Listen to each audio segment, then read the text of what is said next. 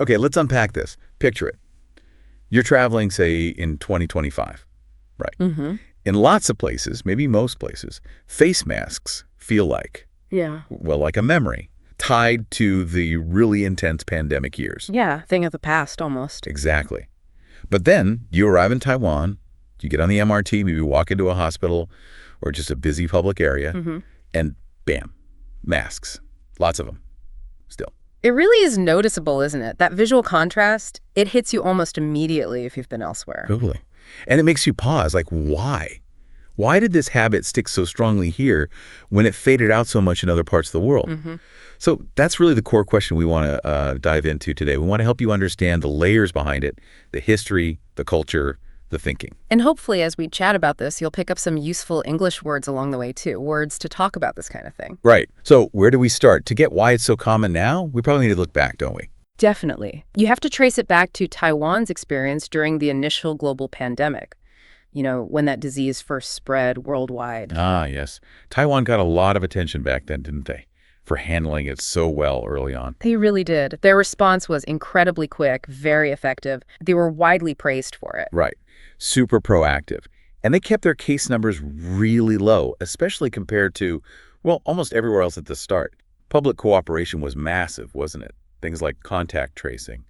And crucially, Mask wearing. Widespread mask wearing right from the get-go. It was a huge part of that early success in slowing things down. so people saw it working in real time. Precisely. It wasn't just an order from above. People could see the connection, wear masks, follow guidelines, keep numbers low.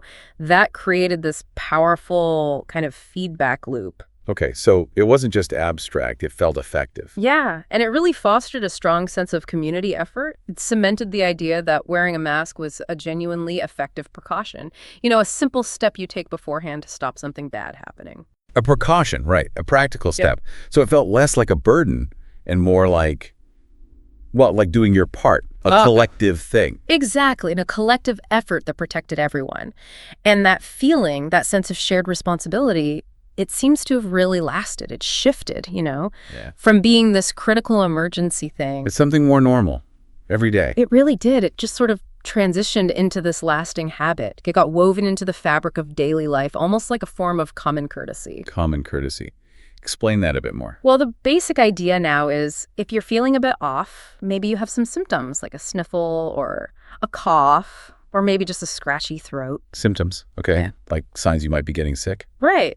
Or even if you're perfectly fine, but just heading into a crowded indoor spot, like the train, putting on a mask is seen as considerate. It's a way of showing you care about the people around you. Ah, I see. So it's not necessarily shouting, I'm ill. It's more like whispering, I respect this shared space. That's a great way to put it, yeah. Okay, so where do you mainly see this playing out now, day to day? Oh, all sorts of situations. Public transport is a big one. MRT, buses, definitely. Makes sense. Hospitals, clinics, obviously. That's pretty intuitive for health reasons anywhere, I suppose. But it actually goes beyond just stopping germs. Oh, like what? Well, people often use them for environmental factors, too, like if the air pollution is bad on a particular day. Ah, right. AQI levels and all that. Exactly. Or even just for allergies, like pollen during certain seasons. It's practical protection. That's interesting. So it's decoupled a bit from just being about contagious illness. It's become a broader tool. It has.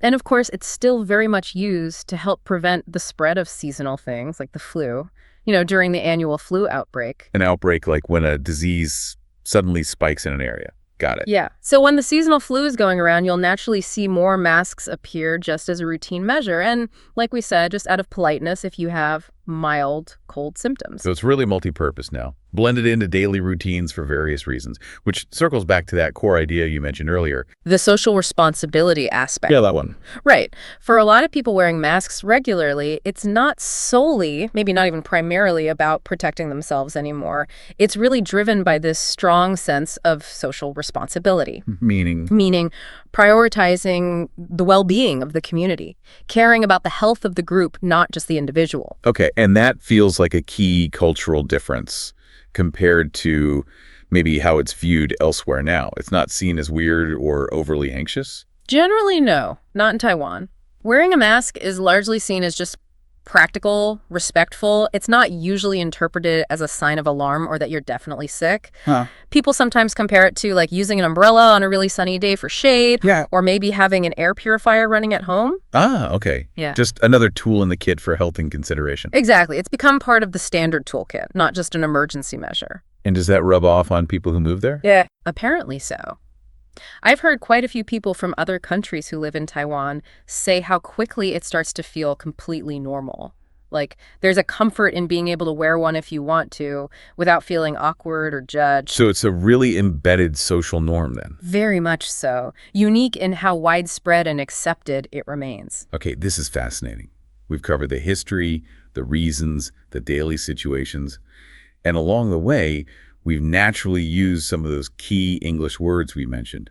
Maybe we should quickly recap a few. Good idea. Help cement the understanding. So we obviously started with the mask itself. Right, a face covering. Yeah, covering the nose and mouth, specifically here to cut down on germ spread or block airborne stuff. And this all ramped up during the pandemic. Pandemic, yeah, that global disease spread. Yeah. And related, we mentioned an outbreak. Which is more localized, right? A sudden jump in cases in one place. Exactly. And the early success made masks feel like a sensible precaution. A precaution, something you do beforehand to prevent a problem, like wearing a seatbelt is a precaution. Perfect analogy. Wearing a mask is a precaution against illness. And if you do feel sick, you might show symptoms. Right. Symptoms are those physical signs, fever, cough, tiredness that indicate illness.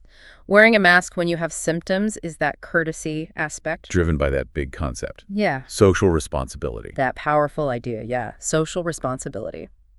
The duty we have, individuals and groups, to act for the good of society overall. Here, it's protecting collective health. Which is all part of public health. Precisely. Public health, the whole field focused on preventing disease and promoting health across society through organized efforts. Masking is one public health tool. And thinking about preventing disease, you often hear about disinfecting. Right, disinfect. That just means cleaning something, usually with a chemical, to kill germs, like disinfecting your hands or surfaces. Better hygiene, basically. Exactly. And hygiene is the umbrella term for all those practices, hand washing, covering coughs, cleaning that maintain health and prevent disease. In Taiwan, routine masking in certain contexts has become part of that accepted hygiene. Super helpful to connect those words. Now, one more thing that usually comes up with this level of mask use, the environment. Ah, yes. The sustainability question. Definitely. All those disposable masks, they create a lot of waste. It's a valid concern. Is that part of the conversation there, too? It is, increasingly. And it leads to talk about alternatives, like using reusable masks. Reusable meaning you can use them again, wash them? Correct. Choosing reusable, washable masks where appropriate is a way to kind of balance the health habit with being more environmentally conscious. Cuts down waste, still offers protection. Well, finding sustainable ways to keep the habit going. Makes sense. It's part of how the practice continues to evolve. Okay, so stepping back and looking at the whole picture, Taiwan's ongoing mask culture in 2025, it's clearly not just some random leftover habit from the pandemic. Not at all. It's much deeper than that. It's really become this layered symbol. It reflects caution, definitely, but also that strong community care, that ingrained social responsibility. It's folded into their everyday ideas about public health and hygiene. And hopefully, for you listening, this dive gives you a much clearer sense of why it's like that there. It's a real window into a different cultural take on health and community. Right. And you've picked up some key English vocabulary to discuss it. Words like pandemic, precautions, symptoms, social responsibility, outbreak, public health, disinfect, reusable, and hygiene. You've heard them used in context. Exactly. So to wrap up, here's a little something for you to think about. Beyond masks, what other everyday habits, maybe simple things you see where you live or when you travel, might actually signal some deeper cultural values? Values about community or health or maybe personal responsibility that perhaps you hadn't really considered before. Yeah, something to mull over as you go about your day. What little routines reveal big ideas?